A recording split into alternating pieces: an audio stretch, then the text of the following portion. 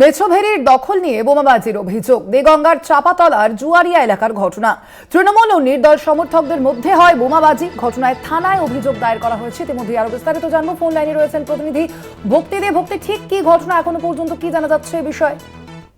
দেগঙ্গা চাপাতলা গ্রাম পঞ্চায়েতে স্থানীয় মানুষ মিলে একটি মেছোঘেরি কিভাবে বন্টন হবে তা নিয়ে তারা কিন্তু একটু সভা ডেকেছিল এবং একটা পিকনিকের আয়োজন করেছিল। সেই সভা চলাকালীন গতকাল রাতে কিন্তু ঘটনাটি ঘটে। বেশ কয়েকটি বোম্বিং করে তৃণমূলের অভিযোগ, নির্দল সমর্থিত যারা নাকি ওখান থেকে জয়লাভ করেছে তারা কিন্তু এই ঘটনা ঘটিয়েছে। যদিও এখন পুলিশ বিষয়টি তদন্ত করছে এবং দুজন আহত হয়েছে বোমাতে। এখনো পর্যন্ত বলা যেতে পারে আতঙ্কিত গ্রামবাসী, কেননা কালকে বলা যায় ভোর রাত পর্যন্ত ওই অঞ্চলে তাণ্ডব করেছে বেশ কিছু নির্দল সমর্থক, যেটা তৃণমূলের অভিযোগ।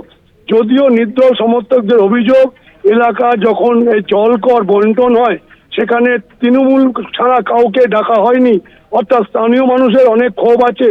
এখানে কিন্তু কে মেছোভেরি দখল নেবে তা নিয়ে কিন্তু এখানে দখলদার চলছে, অর্থাৎ অভিযোগ পাল্টা অভিযোগ ছিল।